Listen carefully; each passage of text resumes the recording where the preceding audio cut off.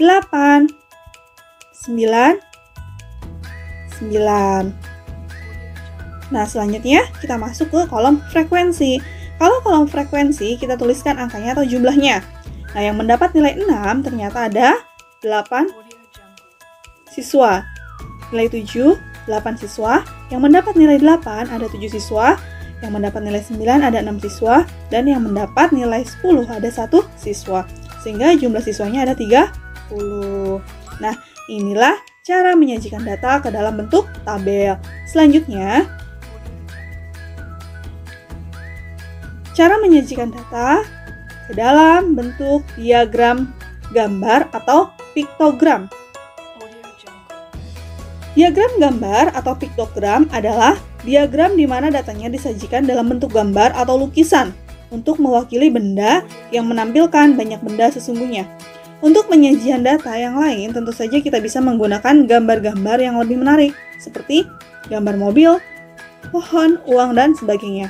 Gambar yang digunakan disesuaikan dengan objek yang dideskripsikan, yang digunakan untuk mewakili sejumlah objek. Contoh, berikut adalah data kunjungan siswa pada perpustakaan sekolah. Hari Senin ada 25 siswa, hari Selasa 20 siswa, hari Rabu 30 siswa, hari Kamis 15 siswa, hari Jumat 10 siswa, hari Sabtu 45 siswa. Dari kumpulan data di atas, sajikan ke dalam bentuk diagram gambar. Nah, misalnya, buku biru mewakili 10 siswa, buku pink mewakili 5 siswa.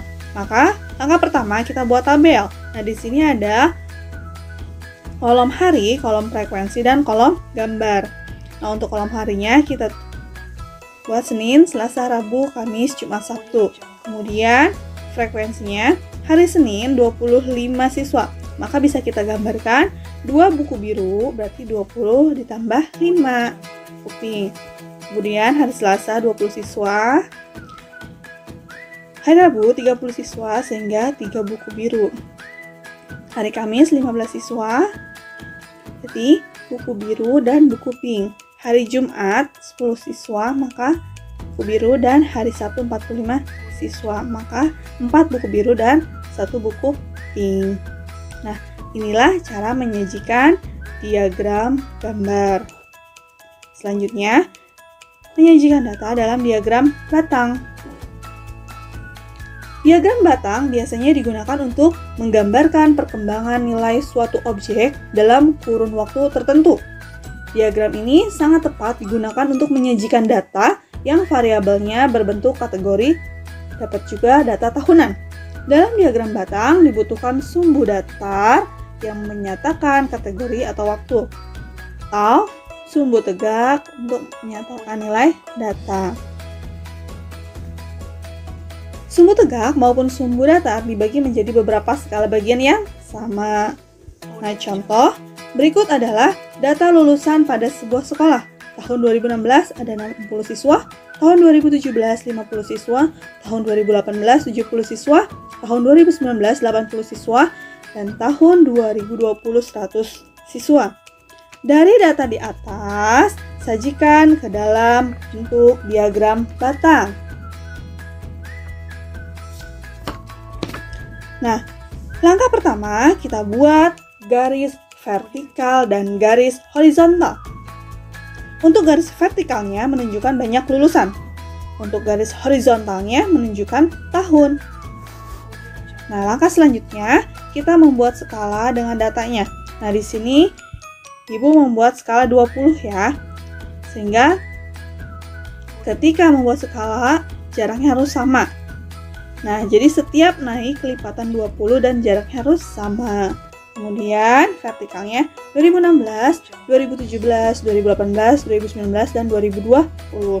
Nah, 2016 banyak lulusannya ada 60. 2017 banyak lulusannya ada 50. Nah, makanya di sini karena di sini skalanya tadi 20, maka kelipatan 20. Nah, maka 50-nya antara 40 dan 60. Tahun 2018 70 siswa, tahun 2019 80 siswa, dan tahun 2020 100 siswa. Nah, inilah penyajian data dalam diagram batang. Selanjutnya, penyajian data dalam diagram garis.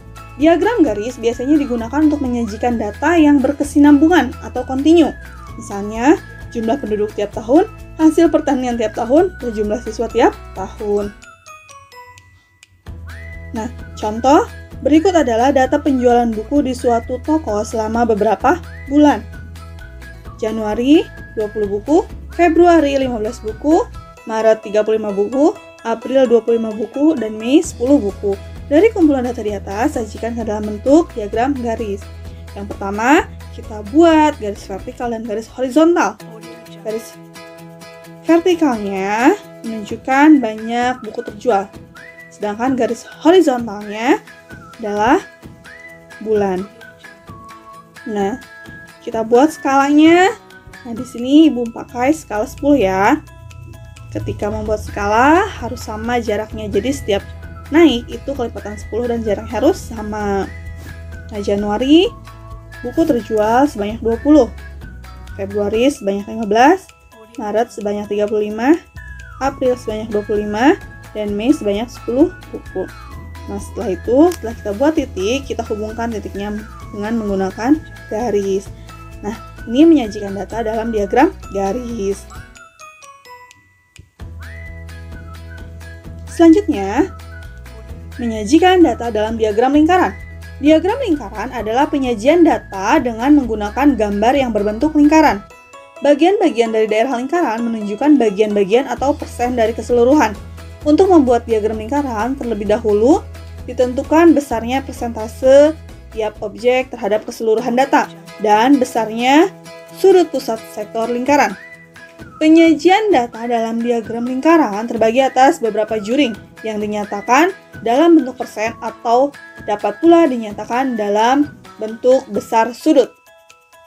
Besarnya persentase atau besarnya sudut dapat menentukan besarnya nilai data atau frekuensi dari suatu data tertentu.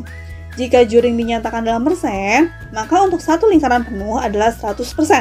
Dan jika juring dinyatakan dalam derajat, maka besar sudutnya dalam satu lingkaran penuh adalah 360 derajat.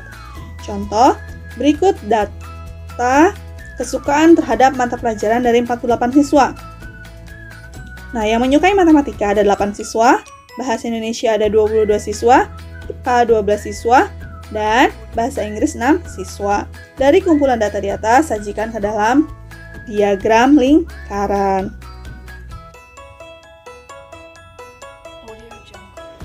Nah, pertama kita hitung dulu. Nah, kita menggunakan besar sudut dulu ya. Nah, di sini 8 siswa adalah 8 siswa yang gemar matematika atau menyukai matematika. Per 48 ini adalah data keseluruhan atau jumlah siswanya 48 dikali satu lingkaran penuh sama dengan 360 derajat sama dengan 60 derajat. Kemudian yang menyukai bahasa Indonesia ada 22 siswa. Maka 22 per 48 dikali 360 derajat sama dengan 165 derajat. Kemudian yang menyukai IPA ada 12 siswa, maka 12 per 480 dikali 360 derajat itu sama dengan 90 derajat. Nah, yang menyukai bahasa Inggris ada 6 siswa, 6 dibagi 48 dikali 360 derajat itu sama dengan 45 derajat. Nah, setelah kita menghitung, maka kita bisa sajikan ke dalam bentuk diagram lingkaran sesuai ukuran besar sudut. Nah, seperti ini. Nah, diagram lingkaran selain bisa disajikan atau dinyatakan dalam bentuk derajat, bisa juga dinyatakan dalam bentuk persen. Kalau satu lingkaran penuh itu 360 derajat, maka kalau dalam persen itu 100%. Nah, maka matematika sama dengan 8 dikali per 48 dikali 100% sama dengan 16,67%. Kemudian bahasa Indonesia 22 siswa per 48 kali 100% sama dengan 45,83%. IPA ada 12 siswa per 48 kali 100% itu sama dengan 25%. Kemudian bahasa Inggris 6 per 48 kali 100% itu sama dengan 12,5%. Nah, kita buat dalam diagram lingkaran. Nah, di sini dinyatakan dalam persen, tapi untuk menghitung besar juringnya itu tetap menggunakan derajat. Nah, Itulah tadi materi mengenai penyajian data. Mudah-mudahan apa yang sudah Ibu jelaskan dapat kalian pahami.